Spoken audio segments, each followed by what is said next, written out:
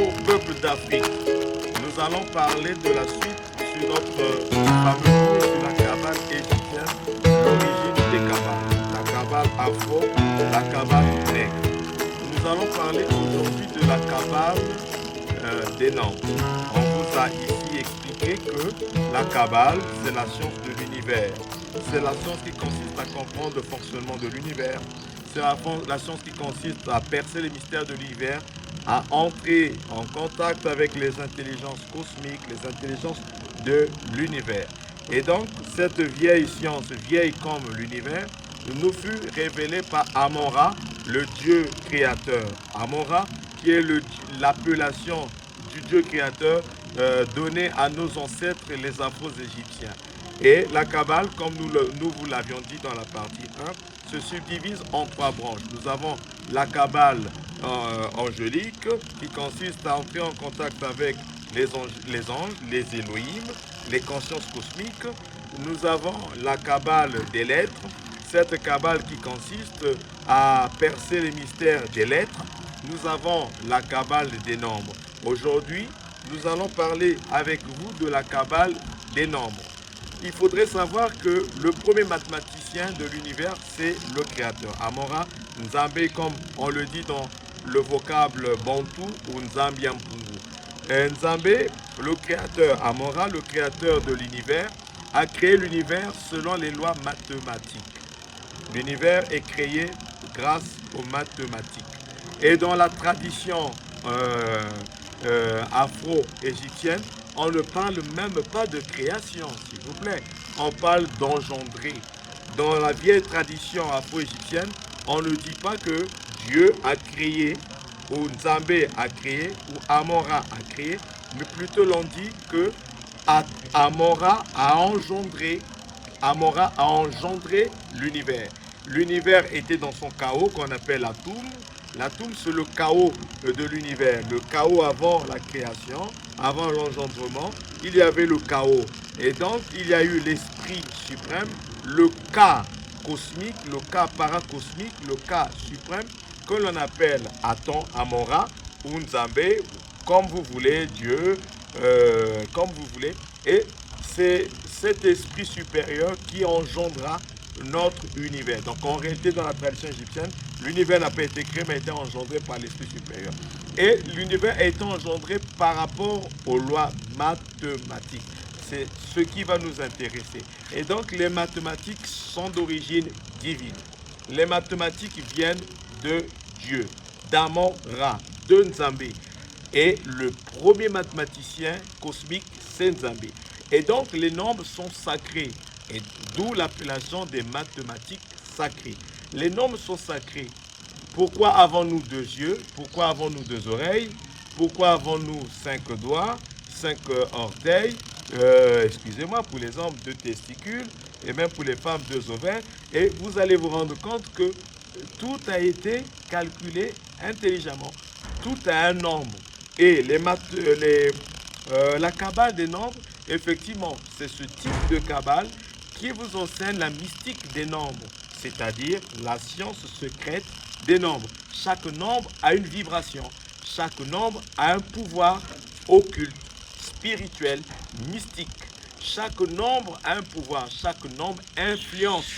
Quand vous êtes seul, le nombre 1 vous influence. Quand vous êtes 2 ou quand vous faites les choses à 2, il y a également une influence. Quand vous êtes à 3, donc le nombre 1 a son influence, le nombre 2 a son influence, le nombre 3, 4, 5, 6, 7, 8, 9, tous ces nombres ont des influences.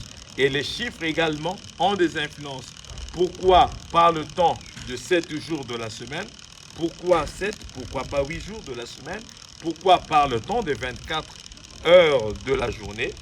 Pourquoi parle-t-on de 12 heures de la journée et de 12 heures de la nuit? Pourquoi parle-t-on des 72 vieillards dans la Bible des chrétiens? Pourquoi tous ces nombres? Et vous allez découvrir dans la Kabbale des nombres, effectivement, la mystique des nombres. Mais attention, la Kabbale des nombres est du domaine du mysticisme. La Kabbale des nombres est du domaine de l'initiation. et les enseignements mystiques, kémites, afro-kémites disent qu'il ne faut pas profaner les arcanes, c'est-à-dire on ne peut pas jeter les perles aux pourceaux, de peur que les pourceaux les foulent aux pieds. C'est pourquoi, en tant que maître de la tradition afro-égyptienne, en tant qu'initié des traditions africaines, initié du Zobi, initié de la Kabbale afro-égyptienne, initié du yoga kémite, il serait opportun pour vous de vous initier à l'école OTK. L'école OTK, qu'est-ce que c'est? L'école OTK est cette école de l'ère du Verseau qui vient proposer à tous les kémites du monde entier des enseignements d'origine afro-égyptienne. Car ce sont des enseignements de notre lignée.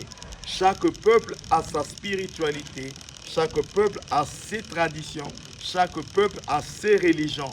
C'est pourquoi pour nous, Africains, pour nous, Kémites, pour nous, nègres, nous devons revenir sur les spiritualités authentiques africaines, sur nos religions, sur nos traditions. Et l'OTK est cette école purement kémite, 100% kémite, qui vient vous donner et les enseignements afro-égyptiens et les initiations. Et c'est pour le plus grand bonheur des kémites, pour leur développement. On ne peut pas aujourd'hui s'aventurer dans le monde des affaires. On ne peut pas aujourd'hui s'aventurer dans le monde de la politique. On ne peut pas aujourd'hui s'aventurer dans le monde de la science si on n'est pas initié. Tous les grands médecins furent jadis des initiés. Hippocrate fut un initié.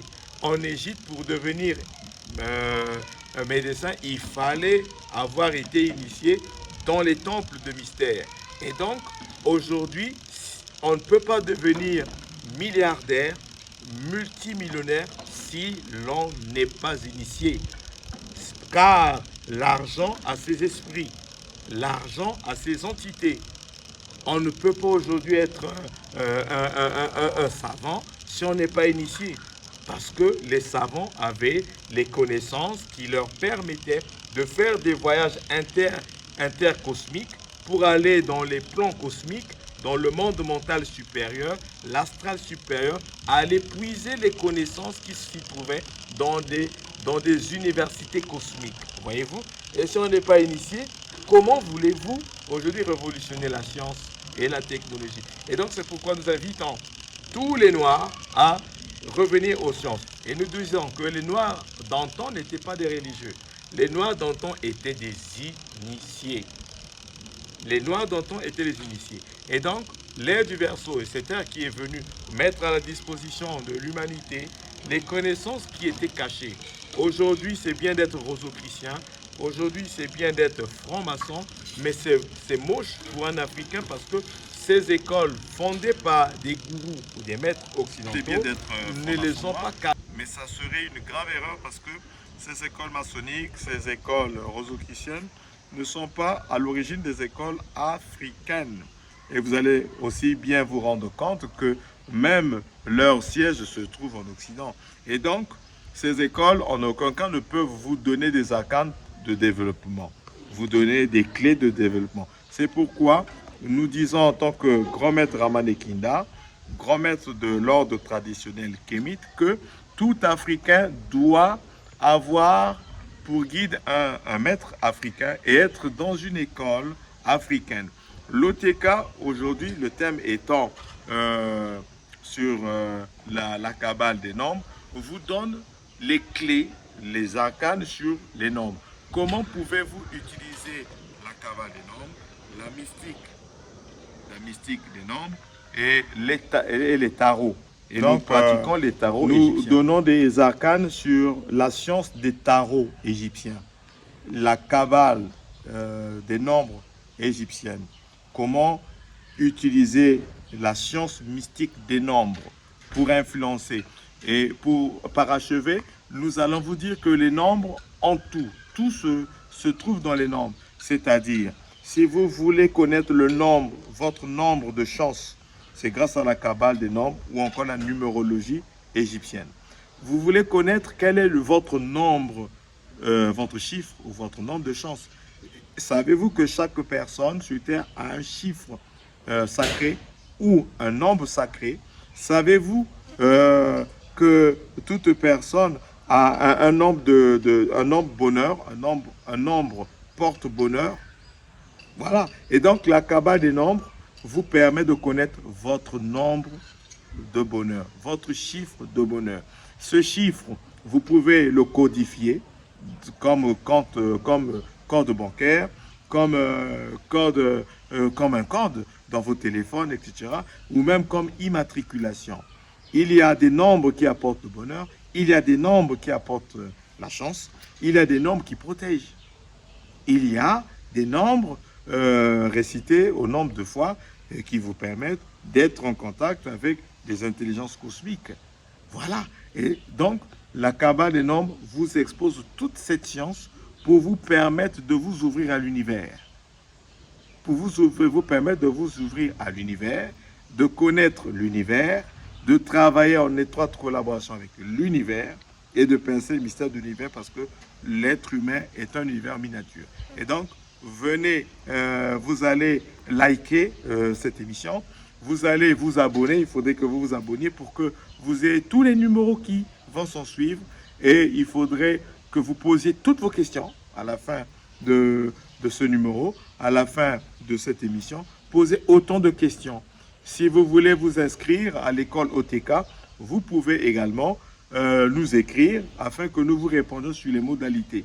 Nous sommes au Congo-Brazzaville et plus précisément dans la ville de Brazzaville et nous sommes grand maître Ramanekinda, serviteur de la divinité très haute Amora.